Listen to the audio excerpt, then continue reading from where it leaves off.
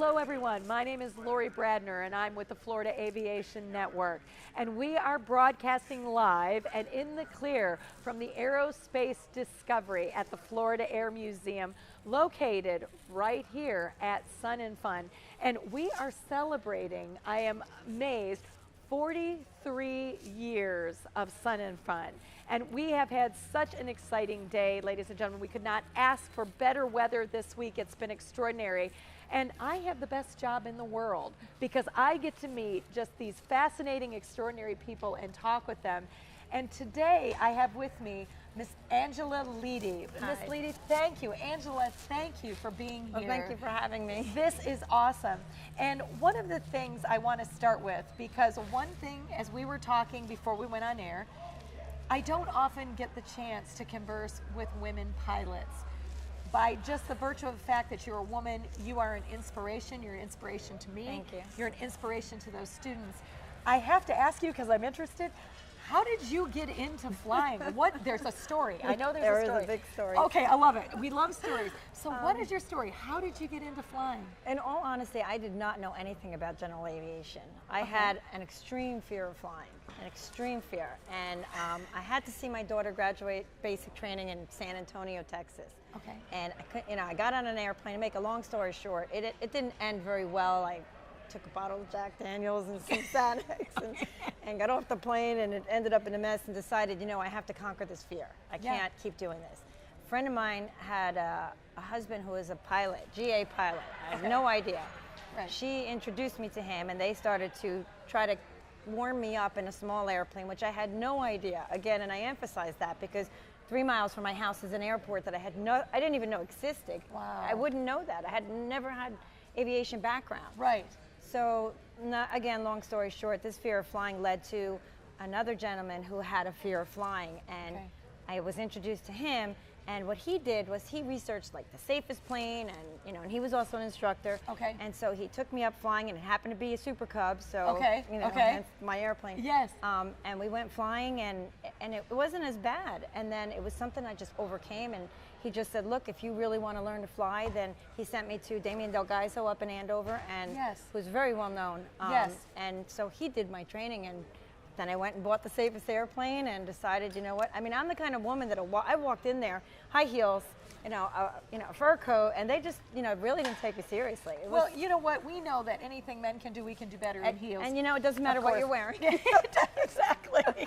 That is awesome. Yeah. Now, I have to ask you, so basically you had no exposure to flying prior. So it wasn't, because so many people we talked to, it was their mother or their father, it was their aunt or uncle. And this was something that was totally foreign to you. Oh, yes. What was it that you think hooked you? What was it that you loved? What was it that allowed you to overcome the fear? It was the challenge and the accomplishment. It was more knowing that I can actually do it. I mean, that just pushed me. Yeah. The more I was learning, it became difficult. I literally, sometimes almost, I can't do this, because it's always 3 steps forward and then 1 step back. And that's aviation, learning to fly. That's how it is until you get it, until you land that plane and wow, that was easy. But it's not easy until you get there. It has to click. Right, and then you get that flare, and you lay it on, and you're like, wow, all this time I was struggling, but you really, just to get here, and here I am. Right. Yeah, how many landings ago I should have done that. So. That is awesome. Now, you talk to me a little bit. So he researched the safest airplane, and he came up with the Super Cub. Well, that was for him. That was for him. Yeah. Now, talk to me a little bit about aircrafts that you have flown, what you've flown, and we all have our favorites. I have had opportunities to talk to pilots that have gone from F-16s to Stearmans, all sorts of things. Yeah. But talk to me a little bit about what the planes you've flown, and what is your favorite plane, and why do you love to fly it? Okay, well, my favorite airplane is mine. Yes, okay, I love it. Great answer. But I've been checked out in a Stearman, which is a very difficult, challenging airplane. Okay. And I've also flown a B-25.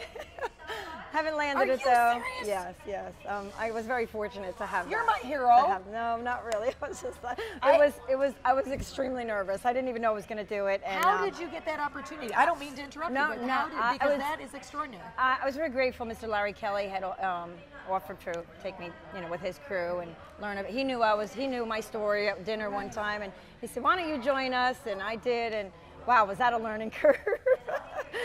He says you should get your multi-engine, which very encouraging people over there. And now they're actually training me maintenance. I work under them for maintenance. They're teaching me. Fabulous. Yes. So I mean, everything leads to everything else, and that's why I love aviation and what it brings, because you can start here like me. I mean, I've never been in an airplane, a small airplane.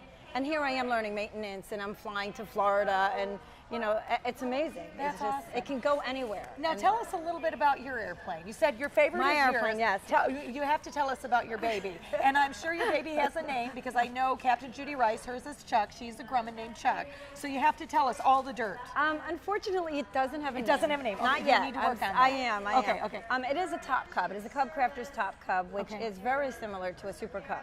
Okay.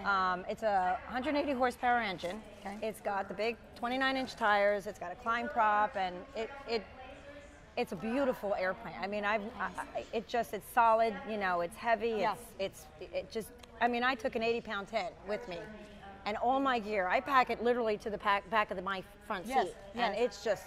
I can do anything with it. It's awesome. It's just a great airplane. There's no, I can't find a better one like that. No, that is awesome.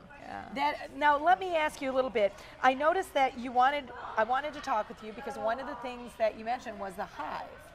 Tell me a little bit about that. So the Hive, funny thing is, I like to fly a lot of places. I would get up and just fly because I want to learn. I need to go and do things that's going to teach me, not go to lunch at the same airport every weekend. Right. So, but I did go to a fly out, and while I was there, I met a woman from New York who asked me if I knew about this fly out in Georgia. And it was a tail dragger event. And now I'm a tail dragger, and for me not to know anything about a tail dragger event was strange. Right. So I said, I didn't hear about it. She gave it to me, and I went. I flew to this thing, and I love it. I go every year. But it occurred to me, how many more aviators, I'm in New Jersey, and that's in Georgia, but how many people across the country don't know about aviation events and would like to and attend them? And I thought, the Hive became the central location for anyone across the country to post events, aviation events, activities, seminars, if you want to go to lunch for breakfast. Right. But make it nationwide so that you have the opportunity, if you're in New Jersey, to go to Georgia or California.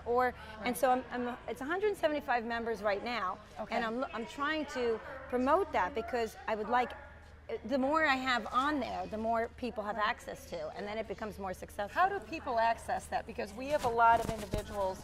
How do people actually access the Hive? Is it online? Is there? Can you tell us, and you can tell our viewers, the direct access, so you can talk to them directly. The Hive can be accessed through a website called Meetup.com. Meetup.com is, you have to join Meetup first, and once you do, then you go to the Aviation Hive. It's called the Aviation Hive, and you join that as a member, and it just asks you a few questions like, are you a pilot? Do you have an airplane? Or where do you live? So that people know, and you can converse. And the idea is, once you're a member, I then make you an event organizer, and that will allow you to post any aviation seminar or event or anything you're interested in promoting in aviation. And then people can RSVP, and they can comment, kind of like Facebook, but I like this avenue because on Facebook, anybody can post anything about anything. Yeah. But this is strictly about the event, and I wanted it very focused. I wanted people to not get carried away with other subjects and get lost in opinions. Just if you're going, the weather, things like if you want to coordinate a flight, if you want to join.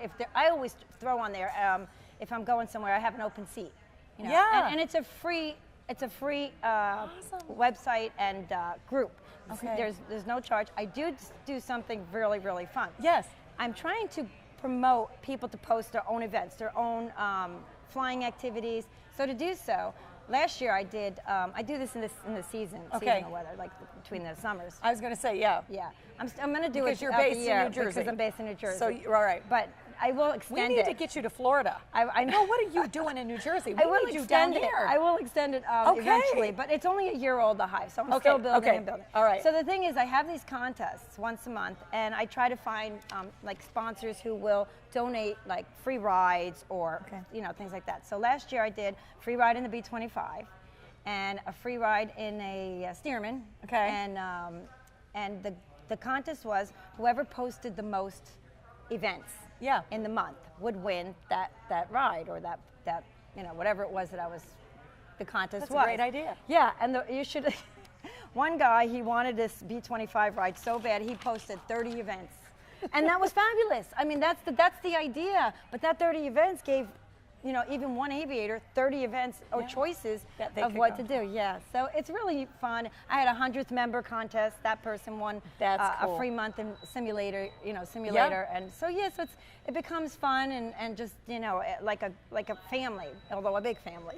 Now, what do you do? I've got a question because you are based in New Jersey, and I grew up north, so I'm a transplant myself, and we'll never go back to the snow. I want you to know, not going to happen. I left 15 inches coming here.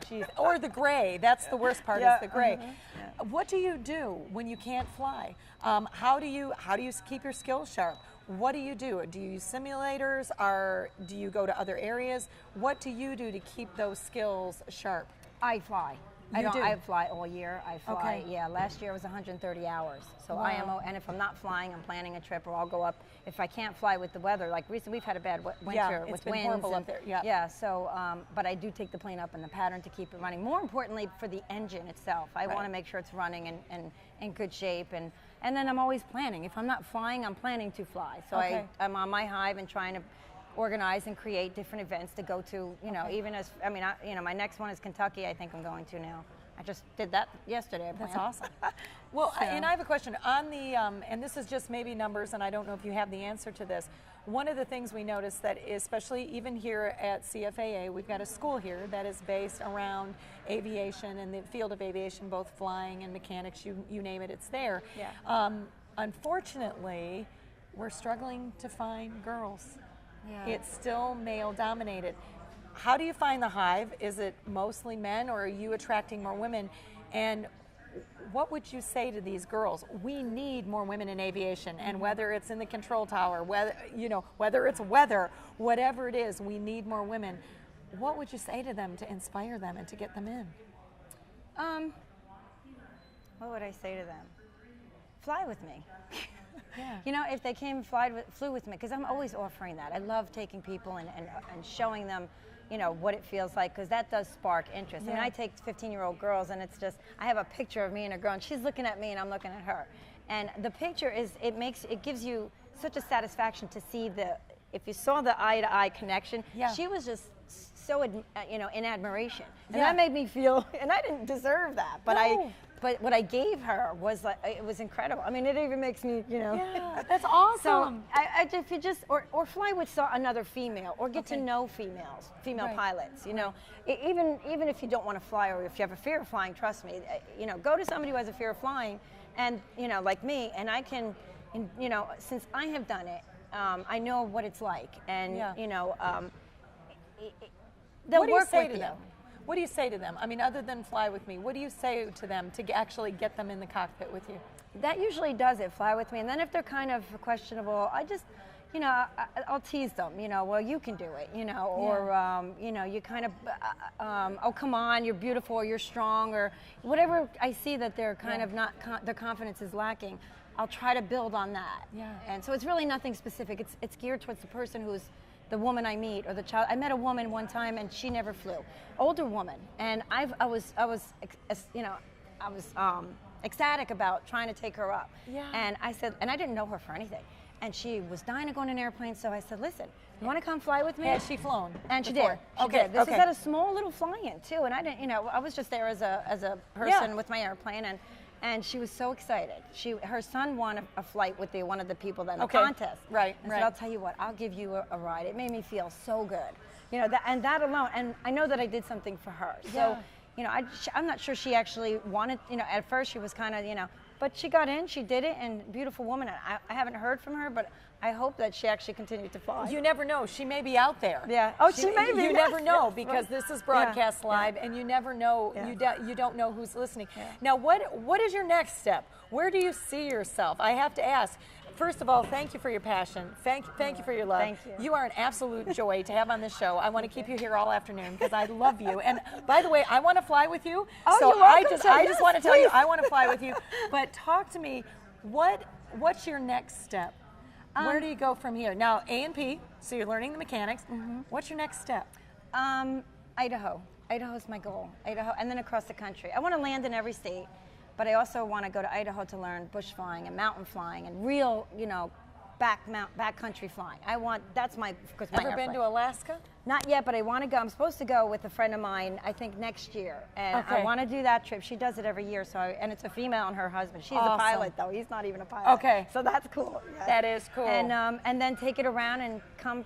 How I'll do it is I'll go south up to Cubcrafters headquarters, which is the manufacturer of my airplane, is located in Washington. Yes. So I'll go to Washington, and then on the way back, come north, and then hit Idaho and stay for a couple weeks. And do that. And so that's really, that's where I want to be. I want to move out west and, just fly the heck out of my airplane. You, Angela, I cannot thank you. I know this was spur of the moment.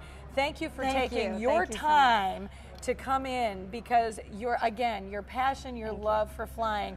I just wish we could bottle it and give it to those students that are at CFAA and anyone that has any interest at all in flying, because like I said, you inspired me. I want to fly with you because I think we would have a blast. We would. We'd have a blast. It's a blast. Can I just say one thing? Yes, you may. I just wanted to say, for anybody that wants to fly, particularly females, and you're hesitant about it, if you don't know me, come find me, or see Lori, or find out. She'll give you my information. I have no problem with anyone calling me, or even on the Hive, or even just you don't have to participate in the Hive, but you can watch it and see what people are doing, or just comment, and I'll try to reach out if I know, or you reach out to me and just say, maybe I'm a little timid, or maybe I don't know anyone, or you're just not even sure if you can be involved in aviation, and I will, email you or call you. My number's right there. I'm a very personable person. Yes. So please don't hesitate, because you will love it once you get started. I love it. Angela, I couldn't have ended the show better than that. I love it.